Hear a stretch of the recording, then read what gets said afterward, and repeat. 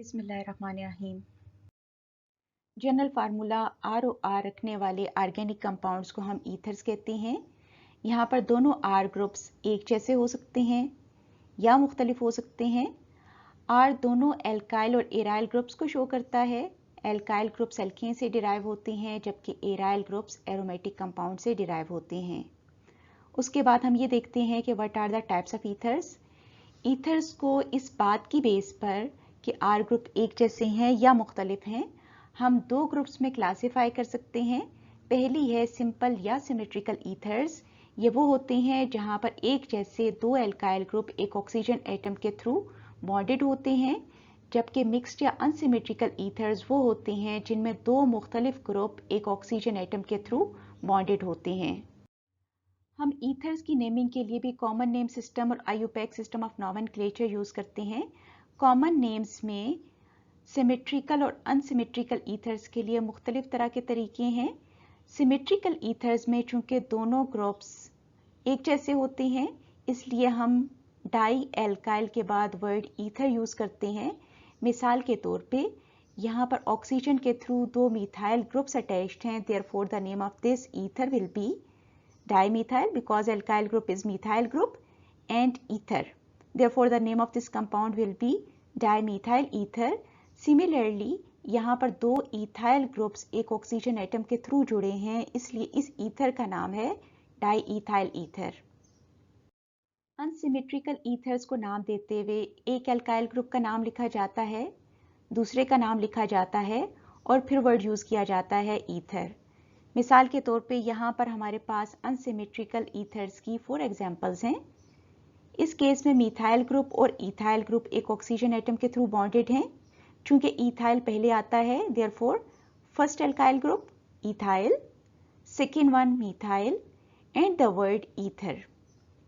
इसका नाम हो जाएगा इथाइल मिथाइल ईथर। ग्रुप्स की नेमिंग करते हुए अल्फाबेटिकल ऑर्डर को फॉलो किया जाता है। इसी तरह से यहाँ पर चूंकि इथाइल और एन प्रोपाइल ग्रुप आपस में एक ऑक्सीजन बॉन्ड के थ्रू जुड़े हुए हैं, इसलिए इसका नाम हो जाएगा इथाइल एन प्रोपाइल ईथर। इस केस में एक इथाइल ग्रुप और आइसोप्रोपाइल ग्रुप आपस में जुड़े हुए हैं, इसलिए इसका नाम इथाइल आइसोप्रोपाइल ईथर हो जाएगा। यहाँ पर मिथाइल और फिनाइल ग्रुप्स आपस में ऑक्सीजन के थ्रू जुड़े हैं, इसलिए इसका नाम होगा मिथाइल फिनाइल ईथर। हमने इस कंपाउंड का एक कॉमन नेम भी पढ़ा था जो कि एनीसोल है। आईयूपैक सिस्टम ऑफ नॉमेनक्लेचर में एल्केन्स को पेरेंट कंपाउंड समझा जाता है, जबकि एल्कोक्सी ग्रुप जो कि एल्काइल ग्रुप और ऑक्सीजन के कॉम्बिनेशन से बनता है उसे सब्स्टिट्यूएंट समझा जाता है। इनको नेम देने का जनरल फार्मूला है एल्कोक्सी एल्केन। हमें यह बात पता है कि पेरेंट कंपाउंड का नाम एंड में आता है। This one is the parent compound and this one is the substituent. इस केस में भी हमारे पास सिमेट्रिकल और अनसिमेट्रिकल ईथर्स को नेम देने के डिफरेंट तरीके हैं। चूंकि सिमेट्रिकल ईथर्स में सेम ग्रुप प्रेजेंट होते हैं, इसलिए आप किसी को भी पेरेंट ले लें। मिसाल के तौर पे आप इसको पेरेंट ले लें या इसको पेरेंट ले लें, कोई फर्क नहीं पड़ता, और दूसरे को आप सब्स्टिट्यूएंट लेंगी। For example, it can be taken as substituent और this one can be taken as substituent. तो इस तरह से इसका नाम हो जाएगा मिथॉक्सी मीथेन। इसी तरह से इस केस में एक कंपाउंड आपके पास पेरेंट एल्केन होगा, कोई सा वाला भी ले लें, और दूसरा आपके पास सब्स्टिट्यूएंट होगा। इस तरह से इसका नाम हो जाएगा इथॉक्सी ईथेन। अनसिमेट्रिकल ईथर्स में एक जैसे ग्रुप्स प्रेजेंट नहीं होते, एक बड़ा और एक छोटा होता है। इनको नेम देते हुए बड़े वाले ग्रुप को पेरेंट कंपाउंड कंसीडर किया जाता है, जबकि छोटे वाले ग्रुप को ऑक्सीजन के साथ सब्स्टिट्यूएंट कंसीडर किया जाता है। मिसाल के तौर पे हमारे पास यहाँ पर इथाइल ग्रुप बड़ा ग्रुप है, therefore it is parent alkane, while this one methyl group along with oxygen जिसको हम मिथॉक्सी कहेंगे, it is considered as substituent, therefore the name of this ether will be methoxy ethane. अगर किसी substituent के लिए एक से ज़्यादा पोजीशंस पॉसिबल हों तो पोजीशन को भी मेंशन किया जाता है।